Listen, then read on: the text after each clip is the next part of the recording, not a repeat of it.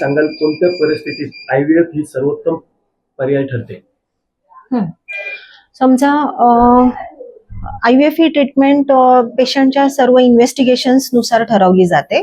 पेशंटची इन्व्हेस्टिगेशन जसं की महिलांमध्ये त्यांचं गर्भपिशवी चेक केल्यानंतर, गर्भनलिका चेक केल्यानंतर जर समजा दोन्ही बाजूच्या गर्भनलिका बंद असतील, त्या महिलांमध्ये आपल्याला टेस्ट ट्यूब बेबी लागते. ज्या महिलांमध्ये एंडोमेट्रियोसिस नावाचा जो आजार आहे ग्रेड 3 आणि ग्रेड 4 हा जर एंडोमेट्रियोसिस असेल तर त्या महिलांमध्येही टेस्ट ट्यूब बेबीचं ट्रीटमेंट लागते. PCOD क्रॉनिक PCOD ज्या स्त्रियांमध्ये क्रॉनिक PCODचा आजार आहे, ज्याच्यामध्ये त्यांच्या अंडकोशामधून अंडे तयार होत नाहीयेत, स्वतःहून अंडे तयार होऊन फुटत नाहीयेत, त्या स्त्रियांमध्ये आपल्याला टेस्ट ट्यूब बेबी लागते. ज्या स्त्रियांमध्ये AMH नावाचं जे हार्मोनल लेवल आहे ते जर कमी असेल तर ह्या स्त्रियांमध्येही आपल्याला टेस्ट ट्यूब बेबीची ट्रीटमेंट लागते. त्याचबरोबर जसं की पुरुषांमध्ये आपल्याला दिसून येतं की शुक्राणूंची संख्या आणि शुक्राणूंची गुणवत्ता जेव्हा कमी झालेली असते अशा वेळेस आपल्याला टेस्ट ट्यूब बेबीची ट्रीटमेंट लागते.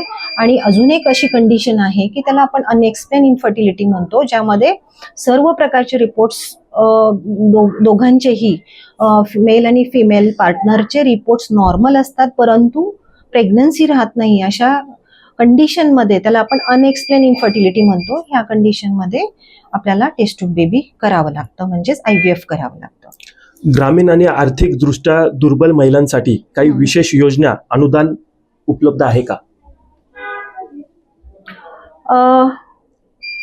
असं अनुदान तरी IVF ट्रीटमेंटसाठी अनुदान आतापर्यंत तरी अवेलेबल नाहीये. अजून महाराष्ट्रामध्ये ही योजना आलेली नाहीये, पण महाराष्ट्राच्या बाहेर जसं की काही राज्य आहेत की ज्या ठिकाणी केरळ आहे, गोवा आहे, या ठिकाणी चालू झालेले आहेत, परंतु महाराष्ट्रामध्ये अजून नाही आहेत, पण ते येऊ शकतात.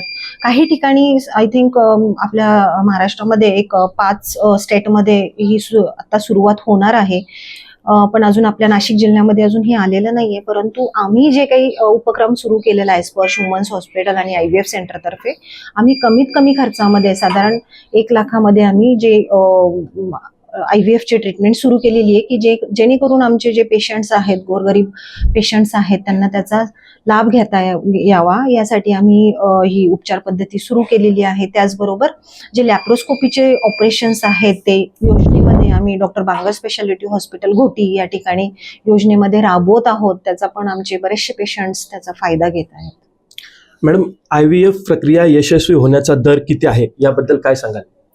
IVF प्रक्रिया यशस्वी होण्याचा दर हा प्रत्येक क्लिनिकवर डिपेंड असतो, पण तरीही साधारणतः फर्स्ट सायकल म्हणजे पहिल्या ट्रान्सफरला 50 to 60% सक्सेस रेट हा आहेच. म्हणजे आपण ऑल इन्व्हेस्टिगेशन्स जेव्हा नॉर्मल सगळे रिपोर्ट नॉर्मल असतात त्यानंतर आम्ही ही प्रक्रिया करतो, तर त्याचा सक्सेस रेट हा साधारण 60% आहे. या प्रक्रियेत जुळे किंवा तिळ्यांचे जन्म होण्याची शक्यता किती आहे? यामध्ये जुळे किंवा तिळे होण्याची शक्यता आहे. याच्यामध्ये 50% ट्विन प्रेग्नन्सी वगैरे होण्याचे चान्सेस असतात, कारण जे गर्भ आतमध्ये गर्भपिशवीमध्ये सोडले जातात हे 2 किंवा 3 सोडले जातात. 3 दिवसाचे जे गर्भ असतात ते साधारण 3 गर्भ किंवा 2 गर्भ आतमध्ये गर्भपिशवीमध्ये सोडले जातात. जेव्हा 2 गर्भ आतमध्ये सोडले जातात, जर समजा ते गर्भपिशवीला रुजले, इम्प्लांट झाले, तर ते ट्विन प्रेग्नन्सी तयार होते. समजा त्यातला जर एकच गर्भ इम्प्लांट झाला तर तो सिंगल टोन प्रेग्नन्सी तयार होते. आणि जर समजा 5 दिवसाचा एकच गर्भ सोडला तर सिंगल टोन प्रेग्नन्सी म्हणजे एकच बेबी तयार होतो. सामान्य नागरिकांच्या मनात नेहमी प्रश्न असतो की सरोगसी आणि IVF यामध्ये काय फरक असतो, याबद्दल काय सांगाल? IVF हे सेल्फ म्हणजे पेशंटला स्वतःच्या अंड्यानी करता येतो. सरोगसी म्हणजे तयार झालेला गर्भ हा दुसऱ्या स्त्रीच्या गर्भकोशामध्ये सोडून तो गर्भ 9 महिन्यापर्यंत वाढवला जातो, त्याला सरोगसी म्हटलं जातं. स्पर्श वुमन हॉस्पिटल अँड IVF सेंटरच्या माध्यमातून आजवर किती रुग्णांनी उपचार घेतले आहे, तसेच किती टक्के रुग्ण आपल्या माध्यमातून पूर्णपणे बरे झाले आहेत? आतापर्यंत स्पर्श वुमन्स हॉस्पिटल आणि IVF सेंटरतर्फे हजारो पेशंटला मातृत्वाचा आनंद दिलेला आहे. असे आमचे अनेक पेशंट आहेत की लग्नाला 18 वर्ष, 20 वर्ष, 21 वर्ष, 12-15 वर्षानंतरही त्यांना मूलबाळ झालेले आणि ते एकदम आनंदी होऊन एक सदृढ बालक घेऊन गेलेले आहेत. जाता जाता रुग्णांना काय संदेश द्याल, काय सल्ला द्याल? जाता जाता मला एक संदेश आवर्जून द्यावासा वाटतो की हे जे वंध्यत्व आहे किंवा इन्फर्टिलिटी हा एक सोशल स्टिग्मा आहे.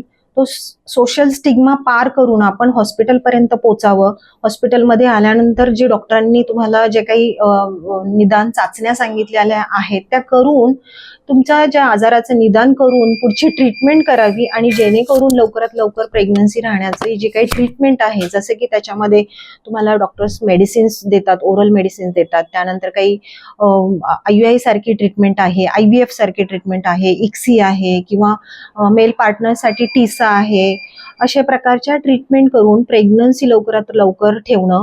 त्याचबरोबर मेल पार्टनरसाठी मला एकच सांगावंसं वाटतं की व्यसनापासून दूर राहावं, की जेणेकरून तुमच्या धातूवर त्याचा परिणाम होऊ नये. इलेक्ट्रॉनिक गॅजेट्स पासून दूर राहावं. महिलांनी त्यांच्या आरोग्याकडे लक्ष द्यावं आणि साधारण 30च्या आतमध्ये जर प्रेग्नन्सी ठेवण्याचा प्रयत्न केला तर तुमचं नंतरचं आयुष्य हे सुखी आणि समृद्धीचं जाईल.